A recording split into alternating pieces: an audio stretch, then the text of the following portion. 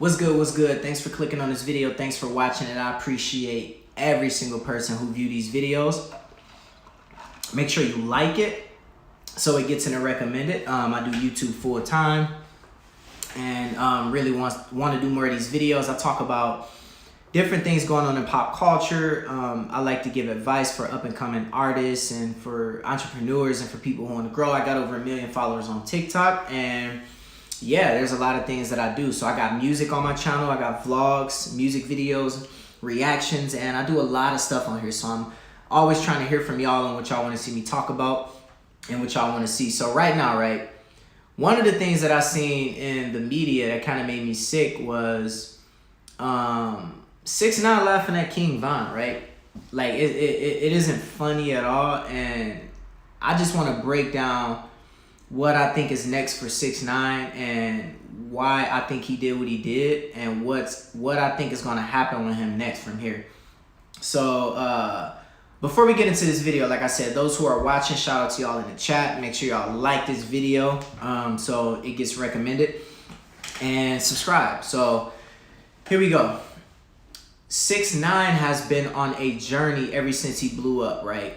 He got lucky by meeting his group in Chicago, or my bad, New York. He met Shotty and all them, Treyway in New York. And then they got behind him, supported him. He blew up, became a massive celebrity, one of the biggest artists, but then everything went downhill when he got arrested and turned his back on all of the people who helped him get there. And a lot of his fans showed empathy on him, but it wasn't until he got locked up and then people turned their back on him. But the way he came out and talked, a lot of people showed empathy. A lot of people never thought that he was going to get out. You know, people thought that he was going to spend the rest of his life in prison for everything that he did. But when he snitched on his crew, a lot of people had empathy and said, you know, you would have did it too if your homeboys was messing around with your girl and all that. But then there was other people from the streets like myself who would say, well, you know, when you become a part of the streets, there's really no rules and no morals. If you use the streets to get on, you got to deal with the consequences, right? So a lot of his people, like his fame went up after that. And once he got out, he started dropping music, went on Instagram, broke all types of records, and then still had his fans like ride or die for him. So he just seemed unbeatable. Eventually, everything that shoots up and come up that fast, there has to be an ending to it, right? The way you build your foundation is everything. You can blow up slow or you can blow up fast like he did. So what happened was he gets a lot of empathy when he get out, but at the same time, he keeps trolling. You know, you see Lil Pump, Boot Gang, I keep talking about it. 6ix9ine, what's my man's name from New York? I can't remember. Fatboy SO or something like that. Fatboy SE. And you get all these guys blowing up from trolling and pranking. But then at the same time, your fans don't really follow you for you. They just want to laugh at you and not with you. And sometimes a good amount of your fans don't support you. So what happened was with 6ix9ine, I think people got kind of like, okay, this is getting old quick. He still wanted to come out talking about robbing, popping people at a chicken spot and all this stuff, right? And then his fans was just like, you know what? I ain't buying this. Sorry. And I think his views started to go lower and lower and lower. And they're saying that his album flopped because he burned so many bridges that even including Billboard didn't count his merch bundles. So he took a big L. He lost 100,000 counts or sales that could have went towards his album charting. So then he started burning all these bridges, and then nobody wanted to support him. And all he had was his fan base. And you can't tour because of the current situation that we're in. I'm not going to say it because I ain't trying to, you know, I'm on YouTube. They got strict rules. So he set himself up for failure. So then he takes trolling to another level where he goes to Chicago. He's talking about Newski. He's talking about Lil Durk. He's talking about all the people that lost their lives. So he's thinking that it's funny. So around the time that King Von is there, he was beefing with Durk, King Von, beefing with everybody from Chicago and felt like he couldn't be touched. He's even going to Chicago with his crew and feeling like there's nothing that can go wrong. So then, you know, King Von loses his life, and then he comments a laughing emoji under it like it's funny when it's not. It's like, even if you beefing with somebody, man, like, you know, it's not funny when anybody lose their life, when someone lose loved ones. So the thing is, I think 6ix9ine probably thought he can get away with that.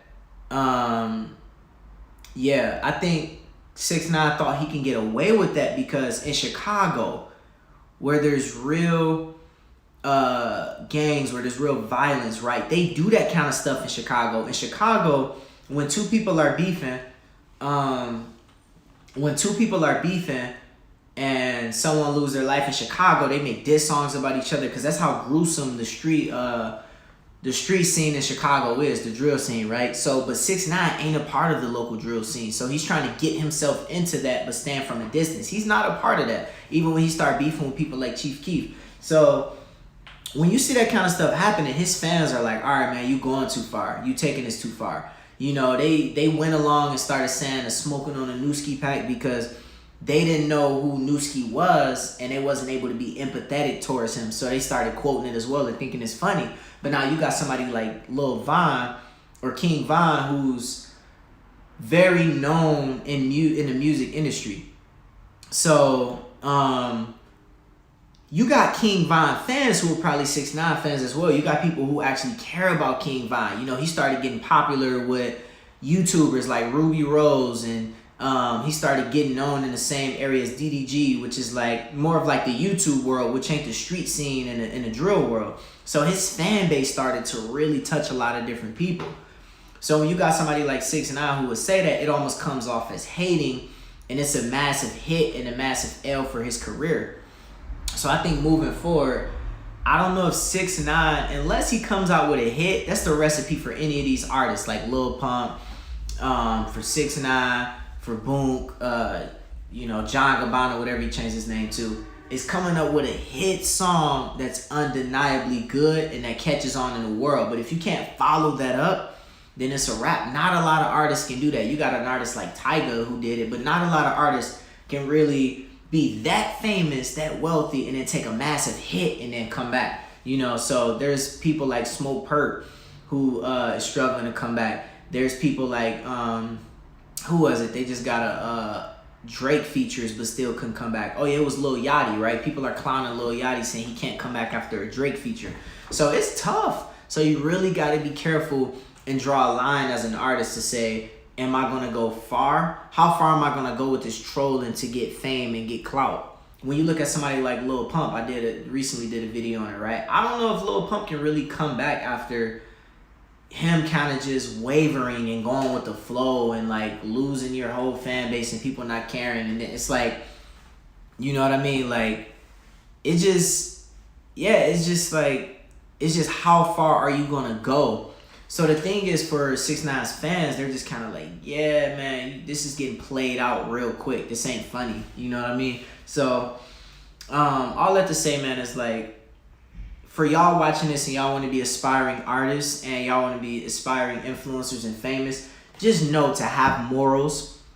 Draw a line to say, this is how far I'm going to go. Like, I kind of troll and mess around sometimes, but I'm not going to go far to start making fun of people who lost their life. I'm not going to start, you know, compromising different things that, I'm not going to start compromising my beliefs and selling my soul towards things that I don't agree with just for clout or money, right? So just know that when y'all do things slow and y'all work hard, y'all will be successful and it won't be taken away, right? I look at my TikTok page.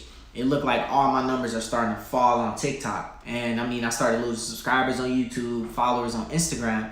But I was doing shows, almost selling them out before I had any followers on TikTok. I mean, I got 1.2 million now, but if TikTok falls now for me, right? If all my followers unfollow me, all 1 million of them, and TikToks get deleted and people don't care about me on TikTok, I'm still going to be slowly building my career, because my career was slowly building like this. I started recording at 13. It was slowly going like this. TikTok hit, my career was like, right?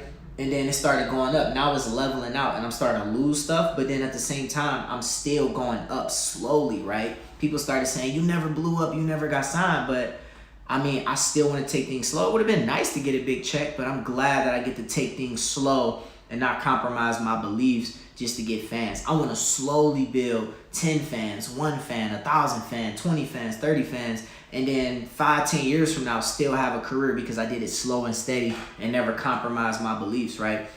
So make sure you stay true to who you are and stay true to yourself. Thanks for watching this video. Like it, subscribe, and comment what you want to see me talk about next. I'm out. Thank you. Make sure you go listen to my new project, Clouds in the Dirt. I'll put it in